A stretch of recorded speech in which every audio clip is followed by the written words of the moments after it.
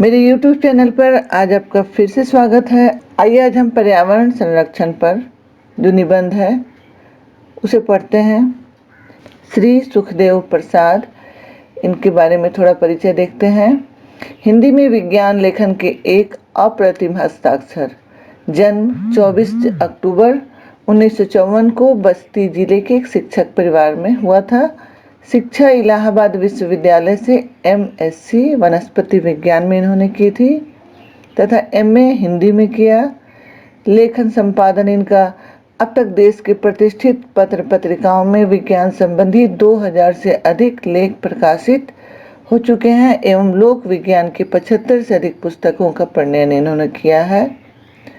विज्ञान वैचारिकी एवं पर्यावरण दर्शन पत्रिकाओं का कुशल संपादन इन्होंने किया है। अन्य कई पत्र पत्रिकाओं के अतिथि संपादक भी रहे हैं। इन्हें अनेक प्रतिष्ठित पुरस्कारों से भी सम्मानित किया जा चुका है। विज्ञान वैचारिकी अकादमी इलाहाबाद के ये निर्देशक भी रहे हैं। आइए यह जो पाठ है इसे हम पढ़ते हैं। पर्यावरण संरक्षण इस पाठ का नाम है। असल में इसमें हमारे पर्यावरण से संबंधित सारी आज की जो स्थिति है, जो समस्याएं हैं, जो कारण है और इसका दुष्परिणाम क्या हो सकता है और इसके उपाय भी क्या हैं, इन सारी बातों को इन्होंने इस निबंध में लिखने की, व्यक्त करने की चेष्टा की है। सारी बातें जो हम पहले से जानते हैं, समझते हैं, फिर भी वैसे रास्ते पर हम नहीं चल पा रहे हैं और हम प्रकृति का दिनों दिन नाश कर रहे हैं, अपने पर्यावरण के संतुलन को खुद खराब कर रहे हैं और इसका परिणाम खुद हमें भुगतना है।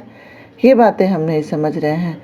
हम अपने आज को देख रहे हैं, अपने कल को, अपने भविष्य को, अपने बच्चों के भविष्य को बर्बाद कर रहे हैं। इसी बात को इन्होंने इस निबंध में हमें बताने की और हमारी आंखें खोलने की चेष्टा की है। तो आइए हम इसे लाइन बाय लाइन पढ़ते हैं और समझने की कोशिश करते हैं। आज पर्यावरण समूचे विश्व की समस्या है, क्योंकि कोई भी जीवधारी पर्यावरण पर ही निर्भर है। वैसे अगर कहें तो पर्यावरण की परिभाषा में जीवधारी भी शामिल होते हैं, यानी सारे जीव, जितने जीव हैं जिनमें जीवन है, जो कि समूचे भौतिक और जैविक अवस्था को कहते हैं।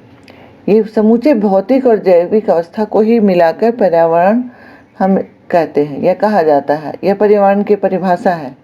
जीवधारी, सारे जीवधारी, मनुष्य भी उसमें है, वो भी पर्यावरण का एक अंश है, उससे अलग वह नहीं है। प्रकृति ईश्वर के समान है, जो सदा जीवधारियों के भले के लिए संतुलन बनाकर रखने की भरपूर कोशिश करती है। ये बातें हमें समझनी होगी।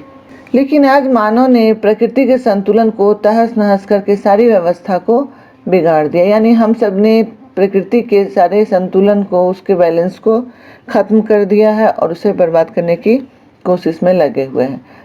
विकासशील देश उसे कहते हैं जो कि अभी विकसित नहीं हुए हैं, वो आगे अभी बढ़ रहे हैं, अपने देश में विकास कर रहे हैं। तो ऐसे देश आगे बढ़ने की होड़ में लग गए हैं और इस होड़ में वे प्रकृति का बहुत ज़्यादा नाश कर रहे हैं और इसका प्रभाव जो हम देख रहे हैं वह है बदलता मौसम, प्राकृतिक प्रकोप, इन रूपों में देखी जा सकती है। अंधाधुंध वनों की कटाई हो रही है, क्योंकि हमें उद्योग धंधे वहाँ लगाने हैं। जनसंख्या भी बढ़ रही है, जनसंख्या को निवास करने के लिए जगह की ज़रूरत है, तो वनों की हम कटाई करते जा रहे हैं। इस कारण इसका जो दुष्प्रभाव हम पर पड़ रहा है वो इस तरह है। कार्बन डाइऑक्साइड की वृद्धि हो रही है, यानी पेड़ कम है, कार्बन डाइऑक्साइड जीवधारियों द्वारा विसर्जित किया जा रहा है और पेड़ों का काम है कि उस कार्बन डाइऑक्साइड को सोख लेते हैं और बदले में ऑक्सीजन हमें देते हैं। परंतु पेड़ ही नहीं रहेंगे तो कार्बन डाइऑक्साइड सोखने के लिए कोई और स्थिति नहीं है। इसलिए वातावरण में कार्बन डाइऑक्साइड की वृद्धि हो रही है। वह गर्मी का बढ़ना, धरती पर गर्मी बढ़ती जा रही है। इसकी वजह यही कार्बन डाइऑक्साइड को सोखने वाले पेड़ पौधों की कमी है। भूक्षरण हो रहा है, पेड़ पौधे काटने से भूक्षरण होगा, भूस्खलन भी हो रहा है। जमीनें जगह जगह से टूट कर अलग हो रही है और वह बिखरती जा रही है। इसके अलावा बाढ़ तथा अन्य कई तरह की बीमारियां अभी फैल रही है। इस रूप में भी हम इसका दुष्प्रभाव देखते हैं। आज हम सभी के अंदर ये गलतफहमी भरती जा रही है कि हम इस प्रकृति के मालिक हैं और इसका ही यह दुष्परिणाम है कि आज कोरोना जैसी महामारियां फैल रही हैं। बहुत से देश ऐसे हैं जो पूरी प्रकृति को अपने हाथ से कंट्रोल करना चाहते हैं, यानी चलाना चाहते हैं। वो अपने को आपको प्रकृति का मालिक समझने लगे हैं और इसका ही दुष्परिणाम है। वो कैसे है आप सब भी बेहतर जानते हैं। और इस तरह की महामारियां मनुष्य के घमंड को तो नष्ट करेगी, मनुष्य के अस्तित्व को, बल्कि धरती से सारे जीवधारियों के अस्तित्व को नष्ट कर देंगी। यह पूरी सदी को, मानव जाति को, पूरी व्यवस्था को तहस नहस कर डालती है ऐसी सोच और ऐसे तरीके। आज ज़रूरत है मानव को कि अपनी बुद्धि का इस्तेमाल करें और प्रकृति की रक्षा करें, जो हमारी पोषक और रक्षक है। हमारे पास बुद्धि है तो सिर्फ दोहन करने के लिए इसका इस्तेमाल नहीं करना है, बल्कि हमें प्रकृति की रक्षा करनी है, जो हमारी पोषक है और हमारी रक्षक है, वरना सभी जीवधारियों का अस्तित्व धरती से मिट जाएगा। आगे हम देखें तो प्रोफेसर शुमाकर ने अपनी कृति स्मॉल इज ब्यूटीफुल में कहा है कि मानव प्रकृति के नियमों को ठीक से समझने में गलती करता है और अपने को दुनिया का मालिक समझने लगा है, और यह भ्रम के कारण पैदा हुआ है। मानव सभ्य हो या असभ्य, वह हमेशा से प्रकृति की ही संतान है, उसका स्वामी नहीं है। प्रकृति तभी उसका साथ देगी जब वह प्रकृति से प्यार करेगा। इतिहास गवाह है कि जिस भी सभ्यता ने प्रकृति का दोहन किया है, उस सभ्यता का पतन हो गया। यानी धरती से बहुत सारी ऐसी सभ्यताएं थी जो नष्ट हो गई, और उसका कारण भी यही था कि उन्होंने प्रकृति का दोहन किया, उसका गलत तरह से इस्तेमाल किया, उसकी रक्षा करने के बारे में कभी नहीं सोचा। मानव अपने विकास के लिए प्रकृति को खोखला करने की चेष्टा करता है, उसका परिणाम उल्टा उसे ही भुगतना पड़ता है। जबकि आदिकाल में मानव प्रकृति को देवी स्वरूप मानते थे। यानी अभी की जो मानव है, जो अपने आप को पढ़े लिखे बुद्धिमान समझते हैं, इससे ज़्यादा बुद्धिमान और समझदारी आदिकाल के मानव में थी, जो प्रकृति को देवी मानते थे। मानव यह भूल क्यों कर जाता है कि पर्यावरण ही सार्वभौम है? मानव आज यह क्यों भूल जाता है कि पर्यावरण ही सार्वभौम है, सब कुछ है, और हम सब उसके सिर्फ एक अंग मात्र हैं। आज दुनिया में समृद्धि का मानदंड उद्योग हो गया है। जिस देश में ज़्यादा उद्योग धंधे हैं वह समृद्ध देश कहलाता है, यह समझा जाता है। उदाहरण देखें तो अमेरिका जैसी, जिसकी जनसंख्या संपूर्ण विश्व की केवल 7% है, वह कुल ऊर्जा का 32% उपयोग करता है। और भारत, जिसकी जनसंख्या पूरे विश्व की जनसंख्या का 20% है, वह कुल ऊर्जा का सिर्फ 1% उपयोग करता है। यानी अमेरिका जैसे देश, जिसमें उद्योग धंधे बहुत ज़्यादा है, वहाँ पर ऊर्जा का इस्तेमाल बहुत ज़्यादा होता है। ऊर्जा का इस्तेमाल तभी होता है जब उद्योग धंधे बहुत ज़्यादा हों, और इस हिसाब से आज अमेरिका को बहुत ज़्यादा समृद्ध और उन्नत देश समझा जाता है। यानी आज समृद्धि का मानदंड उद्योग ही हो गया है। स्वाभाविक है कि यह उद्योग ही, औद्योगिक संस्कृति प्रकृति को छिन्न भिन्न कर रही है और भविष्य को अंधकार में बना रही है या अंधकार में डुबो रही है। आज की चमक दमक में हम भविष्य का अंधकार नहीं देख पा रहे हैं। आज स्थिति ऐसी है कि जनसंख्या भी उतनी ही जोर शोर से बढ़ रही है। यानी लाखों सालों में जितनी जनसंख्या हुई थी, बढ़ी थी, जितनी जनसंख्या पहुंची थी बढ़कर, उतनी अब मात्र 100 वर्षों में हम जीव पैदा कर रहे हैं धरती पर। और इस बेतहाशा वृद्धि का परिणाम यह है कि आज मानव का मूल्य खत्म होता जा रहा है। बढ़ती आबादी का दुष्परिणाम है कि ध्वनि प्रदूषण भी बढ़ता जा रहा है, क्योंकि मोटर गाड़ियाँ, इसकी ज़रूरत लोगों के लिए ज़्यादा हो गई है, और यह शोर इतनी ज़्यादा बढ़ गई है कि सुनने की शक्ति दिनों दिन कमज़ोर होती जा रही है लोगों की। और ऐसा भी संभव है कि आने वाले समय में जो बच्चे पैदा होंगे, या तो वो जन्म से ही कम सुनेंगे या फिर बहरे पूरी तरह से पैदा होंगे।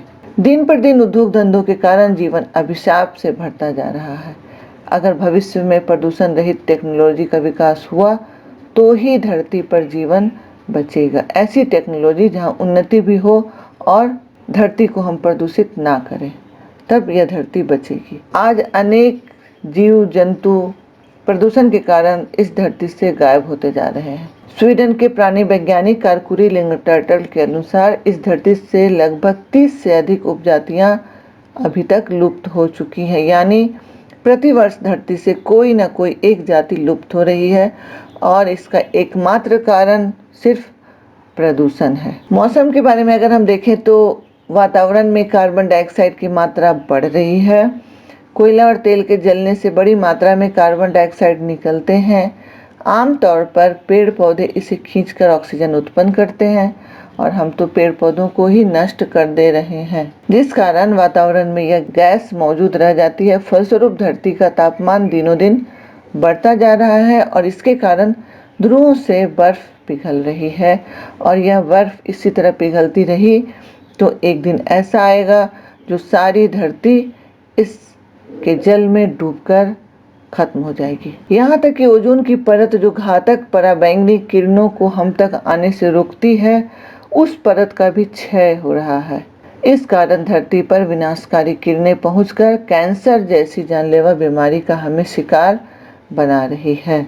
इन पराबैंगनी किरणों के हमारे स्किन पर पड़ने से स्किन कैंसर होता है और भी कई तरह का कैंसर का कारण ये किरणें होती है। आगे हम ये देखेंगे कि इससे बचाव कैसे हो। तो आज ज़रूरत है ऐसी टेक्नोलॉजी की जो प्रदूषण मुक्त हो। विकासशील देशों में इसका आविष्कार भी शुरू कर दिया गया है। दूसरी ज़रूरत है कि वनों का संरक्षण किया जाए। इससे संबंधित कई आंदोलन हो चुके हैं, जैसे चिपको आंदोलन है। यह तो एक आंदोलन है, लेकिन वनों के संरक्षण से संबंधित कई आंदोलन किए जा चुके हैं। इससे संबंधित मेरा एक वीडियो पहले मैंने डाला है, आप उसमें बहुत सारे जो आंदोलन है उसके नाम देख सकते हैं। परंतु सिर्फ ये आंदोलन की शुरुआत करने से नहीं होगी, बल्कि ज़रूरी है कि सख्ती से इन आंदोलनों का पालन किया जाए और करवाया जाए। 1948 में ICUN स्थापित हुआ था, पर असली काम 1968 में पेरिस में आयोजित जीव मंडल कॉन्फ्रेंस से हुआ।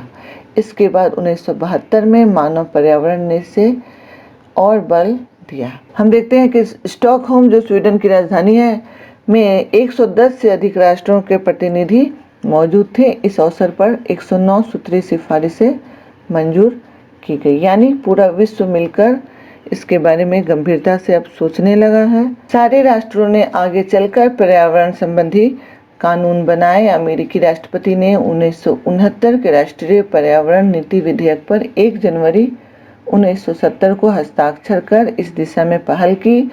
1970 में हॉलैंड की सरकार ने भी श्वेत पत्र पर सरकारी पुनर्गठन का आधार पेश किया। 1971 में फ्रांस सरकार ने प्रकृति और पर्यावरण की सुरक्षा का मंत्रालय खोला।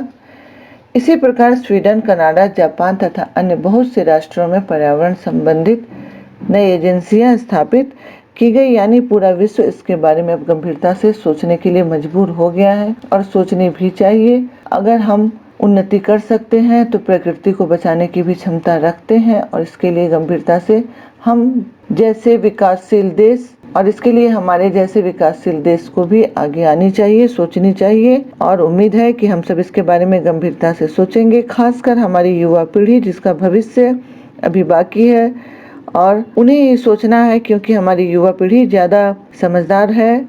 इसलिए उनसे ये उम्मीद हमें ज़्यादा है कि पर्यावरण के संरक्षण के बारे में वे सोचेंगे।